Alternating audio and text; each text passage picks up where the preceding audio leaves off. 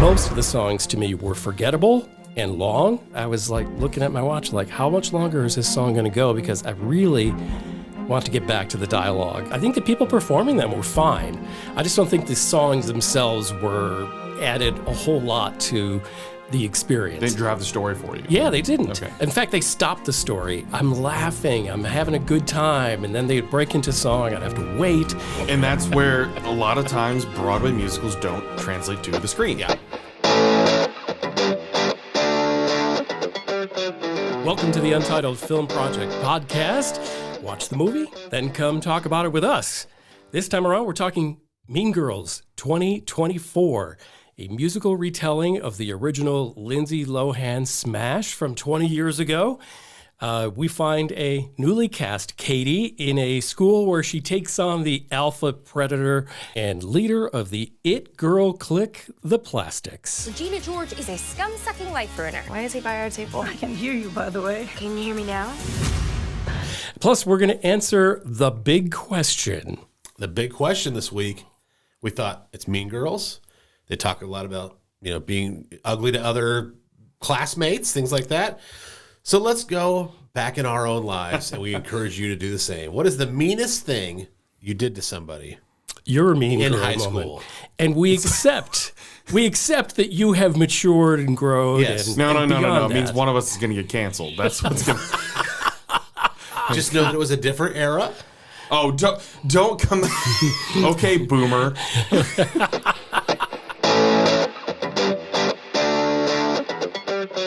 Let's talk about Mean Girls 2024, the reboot of the movie 20 years later, new cast with the music from the Broadway musical.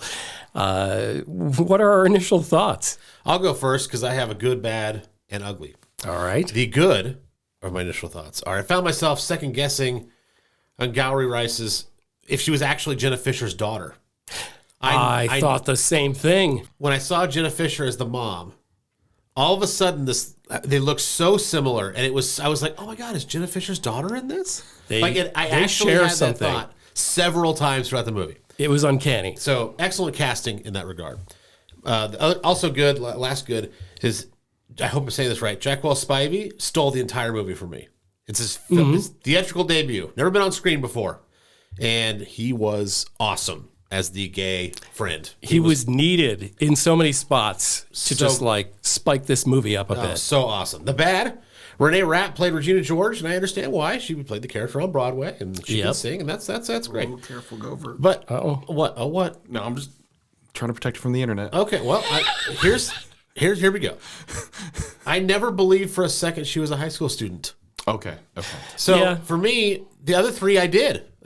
Four if you count Ann Gowrie.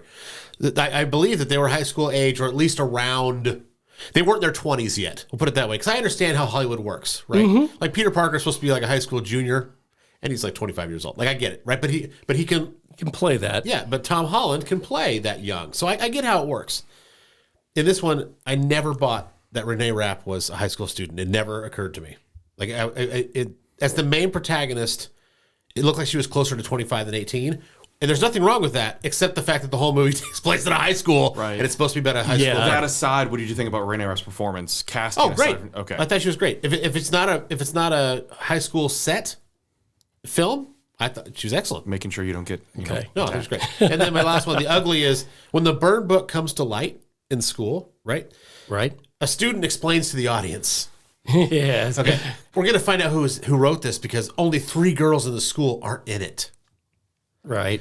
You see the size of that thing? It was like 25 pages long. There's 700 girls in this school. 25 pages. Each student gets their own page, and there's only 3 girls missing from the. Give me a break. All right. Those are my initial takes. It's about for me. 3.5 minutes before we get to something really picky. At least Gover's ugly was a traditional Gover. So I was curious what it was going to be. So stupid. Right? All right, so for me, overall, I really did like the casting. I mean, Jackwell Spivey was great. Who stood out to me was Avantika as Karen.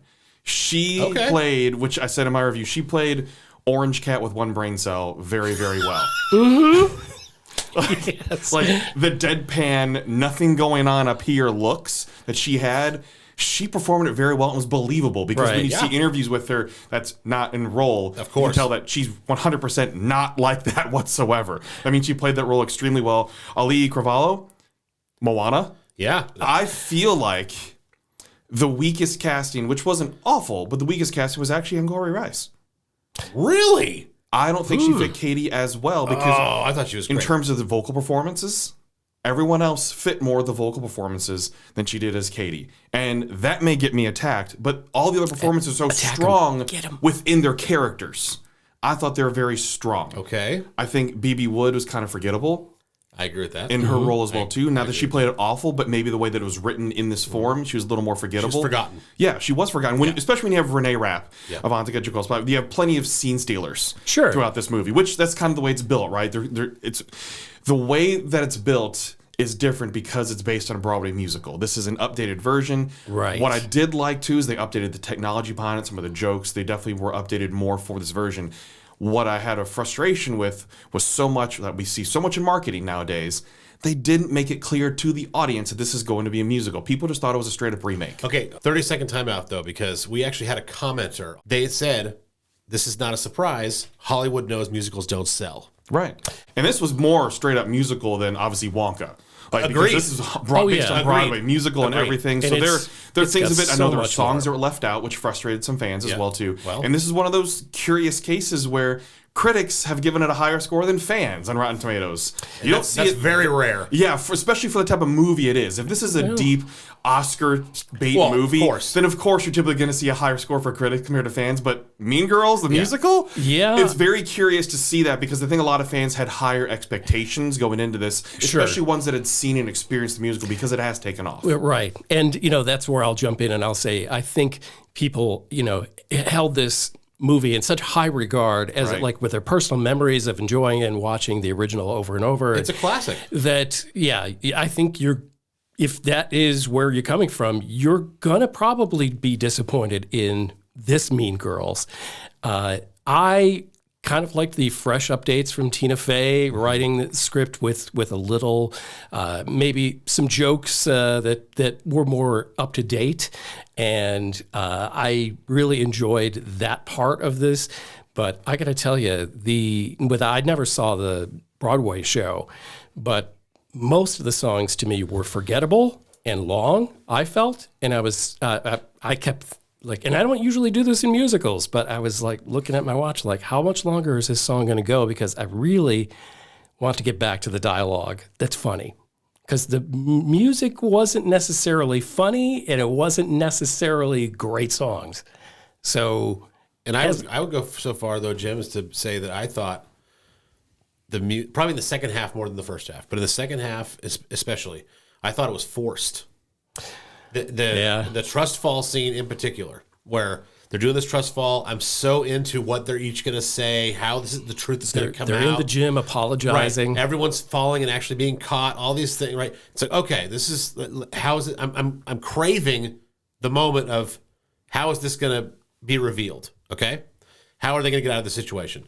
And next thing you know, Moana sings, turns around on top of the thing and sings this song, and the song was fine and it fit the scene, but it felt so like we have to fit this in. How do we get it done? And they just picked a spot, and it was super distracting. And that's where a lot of times Broadway musicals don't translate to the screen. Yeah, because the way the Broadway musicals are, you're good with hard stops sometimes. Like next scene just cuts to the next one. You don't necessarily rely on dialogue to move you along because that's the expectation of a stage play musical. Stage play, that's different. You need your segues to drive you forward. But a musical, sometimes it just stops. I mean, the biggest song in Wicked is not even the end. It's before intermission. Yeah. That's unique. You don't typically have your big moment before you take a break. Your closer for intermission. Exactly. Yeah. So it is unique. Overall, in terms of my actual take, it was enjoyable. I still prefer the first one. That's because that's the one I know and love. I think there's going to be a segment of people that are probably teenagers, that are probably Gen Z and Gen Alpha. This is their new version. This is their version that the jokes are relatable there, the way they utilize social media in this to update it. This is going to be the one that they're probably going to attach themselves to a little bit more, still having the old one to reference, but this is going to be their version of it. And I'm okay with that. So I'm always going to judge it against the old one because that's the one I just love. I quote it all the time. Yeah, sure. And all of us do, right? It's a classic, like Gover said. I thought it was enjoyable enough, even though I kind of wanted more. You know, this is the thing. It felt like maybe I should have addressed this when it hit Broadway, but the songs were just an excuse to retell the story with some fresher jokes. So, I felt the music was unnecessary.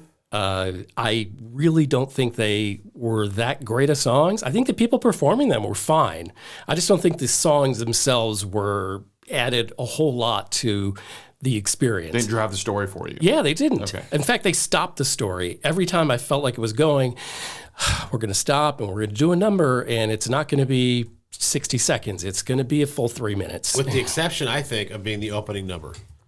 I thought that was a really cool way to introduce and set up the film. Yeah. Is this the I'm Regina George? No. Which one? This is the way they set the Cautionary tale one, like cautionary tale. Africa and everything. That's right.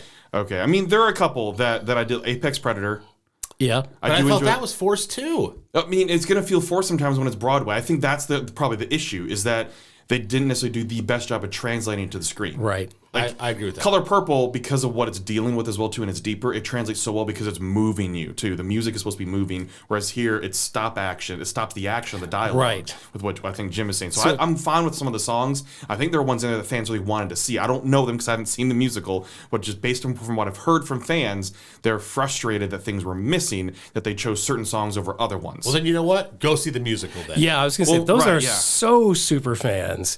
That's, like the guy that complains that Kirk's locker number in the fifth Star Trek film, doesn't match, something from the second one. That's just too inside. The starts and stops of this movie just kept killing the momentum. I'm like, I'm laughing, I'm having a good time, and then they'd break into song, I'd have to wait, and then, and that's a credit to Tina Fey. I love the way she writes dialogue. I love her references that are, they're not quite like pop references that are going to disappear and be meaningless in 6 months. She's not doing, whatever's viral at that second. But she has this way of kind of hitting, kind of that cultural, this is funny. And, that's to me when the movie was okay and I enjoyed it, I was very surprised. I go into movies with very little information on purpose. Okay. I don't want to be tainted by somebody else's over description or review or anything like that. I did not know that Renee Rapp was going to be Regina George. I'm sitting there going, wow, she looks a lot like Renee Rapp. She sounds a lot like Renee Rapp. Well, what do you know? It was Renee Rapp. Jim living in a bubble over here. Well, good for him. But the thing is, I've been enjoying Renee Rapp's music for most of last year, right? And then to realize, oh, that is her. And, she played it on Broadway. Well, I didn't know she had something before her pop music for like 6 months before the pandemic hit. Yeah, right? So, it's not that anybody did a poor job. I think the cast was pretty good. I loved seeing Tina Fey back as her same character, same with Tim Meadows. It wasn't different enough, and the music, not so great. Was there anything that stood out, good or bad, like in this film that you feel we haven't drawn attention to yet? No, my biggest problem walking out of the theater was the fact that the music felt forced. It wasn't necessary. There was not, again, really cool way to open it up. Okay, open the film up. That was awesome. Introduces those two characters. You kind of get where they're at headspace-wise in the grand scheme of things. Okay, awesome. Plus, it's kind of a cool little thing. Right. But then when Angourie Rice starts singing her song when her mom tells her they're moving to the States, that was also fun in a sense that it was kind of like the way they did it, where she's singing and her mom's talking to her still in the background. Right. So, and Katie, and, she's still singing. It's fun. It's fun. It's good directing. It's cool. It's really, really, really neat. Problem is, I also didn't know for sure it was a musical. But by the second number in 5 minutes, I was like, oh, okay, this pretty is obvious. This is where we're at, right? And I was able to kind of accept it for the most part, again, until about halfway through, when all of a sudden every song started to feel forced. Like we had to find a spot for it, we're putting it here. And that was my biggest problem with it. So things that stood out to me, I like the update in terms of casting, a little bit more representative of a typical. I would argue not enough. Not enough, but still taking those steps. Tipped more in the right direction. Especially if it's based suburban Chicago, right? Yeah. Yeah. It looks a little bit more like what it would probably look like. You have your certain segments, of course, which the first one did. You have certain demographics out there, so they're clicks. But overall, in terms of representation, a lot more of it was there as well, too. Yeah. Even the teachers. Yeah. See a little bit more with Ashley Park playing Madame Park, Beyonce, Celine Dion. So I like that. I was surprised in a positive way of where Lindsay Lohan appeared.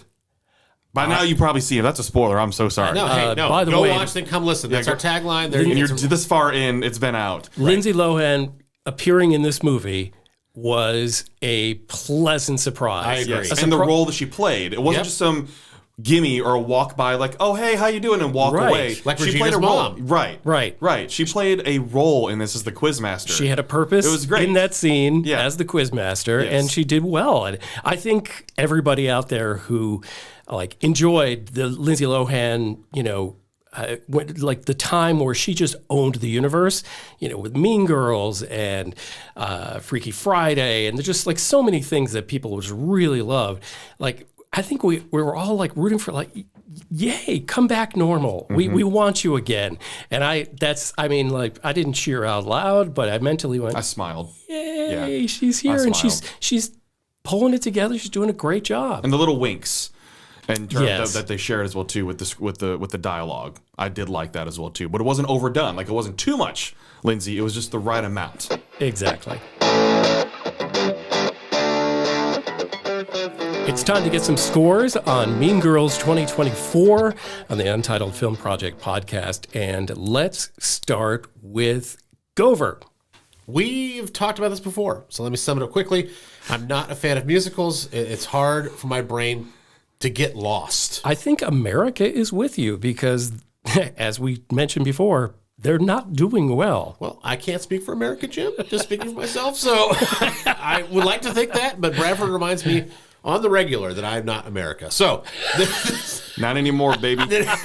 So it's hard for my brain when I'm watching the silver screen to get lost when all of a sudden somebody sad is singing about a sandwich or something. It just drives me crazy. So all that music does is remind me that I'm watching something and not living something. When you go to a movie, you want escapism. You want entertainment. Sorry. Italian BMT. Well, that's what it seems like. So maybe that was a club sandwich. Accidental look into my brain. That's what it feels like. When you go to a movie, you want escapism. When you go to a movie, you want entertainment. When you go to the movie, you want to be wowed by something. Okay? And you want popcorn. And popcorn. That's correct. But you know what all those things have in common? What? Fun. That's what they have in common. Mean Girls, at the end of the day, was fun. I had a good time in the theater, even though it was a musical and even though it didn't seem to fit most of the time. Too many musical numbers were forced into the film, like I said, and I don't know. It was just... So the performances were fine. As Jim mentioned earlier, the performances were great. I give it a 6.0. Okay. So Mean Girls, 6.0 from me. I have no problem with that from Gover. Oh, thank you so much. I know you're just, on pins and needles waiting for you to hear what I have to say. I do appreciate Bradford's validation or invalidation on a weekly basis. Yes. Just saying. It's how we value our own merit. Yes. Will I go home and cry on the way home in the car, or will I be proud of myself? And I think on this one, I can go home and be proud of myself. Whatever suits you, man. All right. How heavy is that crown? Mr. Proud Justin Bradford.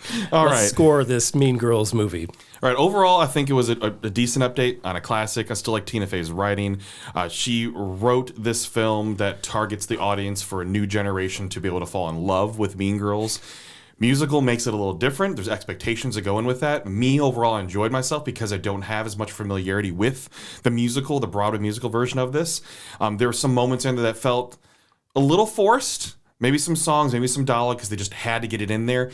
Otherwise, they were able to just slide little nods in there to the original Mean Girls, which I think overall was good. It was good new humor that utilized social media very well, because in this day and age, when you have cyberbullying, which is what it turns into, you have to have social media be a part of it. That wasn't in existence in 2004, so it had to be all manual. Here, they well represented. Yes, they had to incorporate social media and what that's going to do for this, just like the Christmas show when she falls. Right. When Regina George falls and how it goes viral. Everything. And they use real social media influencers and stars from TikTok as part of the collage. They didn't just Megan Thee Stallion shows up. Megan Thee Stallion shows she's up. commenting on it. She's also on the soundtrack. There's so many viewpoints on that we see there was a good update for that. So I think it's going to hit with the right audience that it was actually trying to reach overall, which is new people. We're not necessarily the target because we are attached to the original, and also we are all middle-aged dudes. So I'm just saying, no argument here. In terms of being able to relate fully childish with it. So Renee Rapp, even though she may look a little bit older, she's awesome in it as well. Avantika, that was awesome. Jaquel Spivey, awesome. Those are the three ones that really stood out. Aaliyah Carvalho, I thought she was great as well in her role too. Overall, I give it a 6.5. All right. I have no problem with that score. Oh, that's good. All right. I don't give a rat's behind what you think. So far, there's no problems. I better do something. Let's get to one. Make a problem here.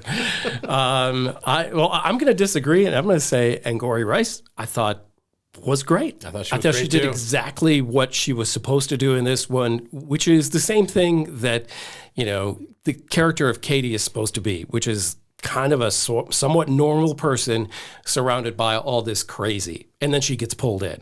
So I thought she did a great job. The people in it really did fine. I think if it was a musical and I really enjoyed the songs, or I really thought the songs were funny, there was a few moments in those where they would reference a joke and you could laugh, but to me, it was like I could take all those songs out or make them 10 seconds long and you'd have a better movie. And then otherwise, you're just updating the jokes from the last movie. So I am going to give this version of Mean Girls a 5. And that's only because I liked Tina Fey's updating of the dialogue. Every episode of the Untitled Film Project Podcast has a big question at the end. And today, Jeremy Gover let everybody know, if they're just tuning in, that we have a good one. We do have a good one because in the spirit of Mean Girls and the fact that girls in this world are mean to other girls or other classmates in a high school setting, we wanted to know, what is the meanest thing you did when you were a student in high school? So that was a kind of a interesting question in the sense that I was curious about what the other guys would think, right? And we're all curious about each other. What we would admit to. But we also are curious about what you would think, because now we know that whether you are trying or not, you are circling back in your head. Oh, what did I do in high school? I was an asshole. Oh, wow. Hopefully Maybe you're saying, I shouldn't have done that. I can't believe I was that person. Or, I peaked in high school. Looking at you, Chad. You're looking at me right here. Okay, so first up, let's go. No. Wait. What? I don't want to go over it. You're not going to get away with that. When you did not peak in high school, you are in your excellent era right now. Oh, yeah, you are in your peak era. Oh, yeah. No. Yeah. Because of what you accomplish in your career, what you accomplish with your family. I thought you meant looks. No.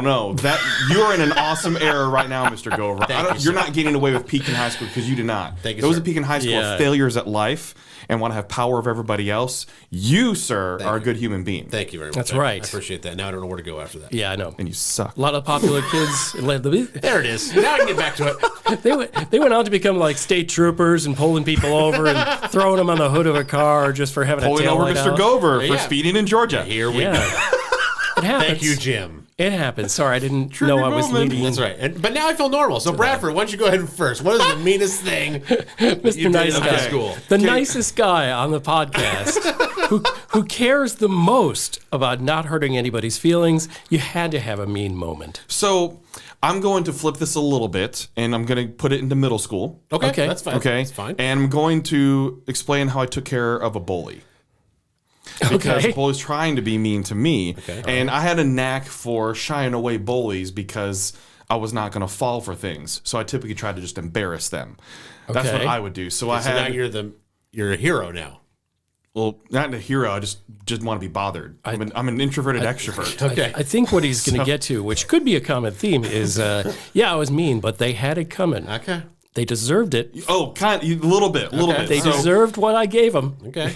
Picture it, 1996. Thank you, Sophia. Franklin, Tennessee. Gold Girls. In middle school, we're outside the classroom. We're all lined up, getting ready, I think, to go to gym, I believe is what it was. And there was this gentleman who was just trying to bully people. And I don't think anybody knew why. There was no power behind it. There's nothing. He wasn't trying to get lunch money or anything like that. He just wanted power to say that he was better than you. We're going to call him G. Okay. Gonna go with that. And so Not Gover, because I didn't know Brad. No. Gover was on another coast. Just so we're clear. At this It's a time soft in our G. life. Yeah. Soft G. Jim, you can't just say that. From now on, are you Hard G? Let's see what Hard G is going to score this movie. Hope not. Not in this room. So we're all standing in line. He's coming up and yelling in my face for some odd reason. And he actually lightly punches me in the gut. Really? And I thought that was hilarious. So You thought it was hilarious? I thought it was hilarious. Okay. Because it didn't hurt. I had a little bit of chub. Not too much chub, but a little bit of chub. Yeah. So all I did was stare at him and just start laughing hysterically in his face. Laughing so much that it gained a crowd around there. And I was like, this guy just tried to punch me. Isn't that hilarious? And I gathered a crowd. Everybody started coming around. And he's like, what? No. I was like, you want to try to hit me again? Because I was pretty weak, man. You spun that well. And just laughed and continued laughing to the point that he started crying. Oh. As the potential bully. Okay, so, yeah. And just continue laughing as he walked down the hallway. He's like, there he goes, G! He's a failure! Ah! Just laughing as loud as I possibly can. That exorbitant laugh to draw attention. He never bothered me again. Really? Well played. It was just one of those. I you wanted to won flip that it. day. I won that day. Excellent. I bullied the bully Yeah. by laughing in his face. And so I consider that mean, but it's mean for a reason. That's it, yeah. You put your head games. I like it. I like it Head too. games. Yeah. Yeah. I can appreciate the chess move that you made. Yeah. Yeah. Checkmate. And checkmate. Well played. Jimmy, what you got?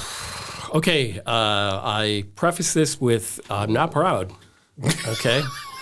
That's And where these stories are supposed to go. and I was I was in a group, and occasionally people get carried away when they're in a Kids, group. that's when you do your worst Mob damage. mentality. When you're trying All to right. impress your own group. So this is high school in a suburb of Buffalo, New York, and I was working on the yearbook staff. And there was a big staff. It was like probably 12 people working on this thing, the whole year. So we'd have something at the end of the year. I didn't realize the disciples worked on the yearbook like Yeah, that. they did. They did. Holy moly, they did. Your mascot, your mascot, the disciples. That would be really awesome. I'm not going to tell you what the mascot is. There's too many side jokes that will come from it. But I was a co-editor along with another person who we'll call Regina. Okay? Convenient. Regina was the other co-editor of the yearbook. And she had some great ideas. She really wanted to go with this theme, but everybody else on the yearbook realized we don't have time to do all that. Like, she wanted to make, this epic tome, like something that's like going to be regarded as a classic in literary circles for a year. It's a freaking yearbook. And everything she wanted to do just involved we only have to drive 45 minutes to get a picture in front of this thing. And she would, people were like, no, we don't have time. We're involved with stuff. We've got deadlines. And she would just start yelling at everybody. And it got to the point where she just went off and said, well, fine, I'm going to do the first 15 pages by myself. And the rest of you can do the rest. And so we did the yearbook for almost the whole year without her. And then when like kind of the proofs came back, they were, nothing was digital back then. Right. There was a few of us that were still mad at Regina George for yelling at us on the yearbook staff. And somebody took a very soft pencil and just lightly sketched a mustache on one of her pictures. And then we sent it to print. Wow. And I remember my yearbook advisor opening it up and going, wow, this is looking great. Nice job, everybody. Oh, wow. Kind of looks like she has a mustache there. Must be a shadow. And we were all like, wow. We drew it on there. So that was my Mean Girls moment. Jim, was it you? I was among the group. So how many people did it take to make a mustache? There were one motivated individual. 3 of us that all agreed it was a great idea. Okay. At the time. Well, what's really funny about this is that my story is also around a yearbook because I was on a yearbook staff too. Well, hey, man, it's high school. And I was a junior in high school at the time. And the very short version, unfortunately, it's not a fun version like yours, but or long. There was a girl. It's actually, I still think about it every once in a while. There was a girl in my class who was really off-putting. Okay. Bitchy would be a word you would say. And her name was Myra. Okay? MyraH. Okay. Myra, let's see you in the comments. She had gotten on her nerves enough, okay, throughout the probably first 4 months or so of year, but we were just like, okay, you just didn't want, you couldn't stand working with her. One of those types. Mm-hmm. So when we did she wasn't an editor, which is why this happened. Okay. When yearbook went to print, one of us went into the yearbook and changed her name on the staff listing, not her page, like her senior photo. That would be really mean. But on the staff photo to M-I-R-A. So it's Myra, but it's not M-Y-R-A-H. And the reason I bring this up is because I have a big problem with names. See, Bradford's laughing because he knows. Because I feel so guilty about doing this that's on record. Leaving the H off of her name. That high school yearbook in that year will always have her name wrong in it because I did it. Because I thought, I'll be the hero to the rest of these people. I'm going to change your name. That's the meanest I could really be. Okay. So anyway, now, my son's growing up and he's in, I think he was in first grade, I think at the time. And we overheard his teacher say, somebody's like, her name is Zoe, Z-O, and then umlaut E. Okay. That's her name. And they go, we don't do umlauts here. That was her teacher that said that. And I got furiously offended for her. It's not my kid. But I'm like, no, if that's her freaking name. See, so my point is, this has hung with me for decades. See, you went totally opposite of your nature when you were being mean in high school. Well, I discovered that guilt to get names right through the years of I can't believe I did that. Why would I, it's different if it's like in a newspaper, they see it one time and then you throw it out, nobody ever cares. But a yearbook that's what's a keepsake. 750 students from that high school that year. That's a lot of people that are, and so I take that with me still to this day. And go over Myra's still in therapy. I know. And I don't want to think about that. Thank you so much. Because my guilt is only going to go. Yep, you're going to stay up all night thinking about it. Regina bought a razor. Thank you for listening to the Untitled Film Project Podcast. To support the show, please rate, review, follow, and subscribe. Original music by Jeremy Schwartz. Special thanks to the Music City Film Critics Association. Editing and post-production by Jeremy K. Gover. Voiceover by Chad Bennett.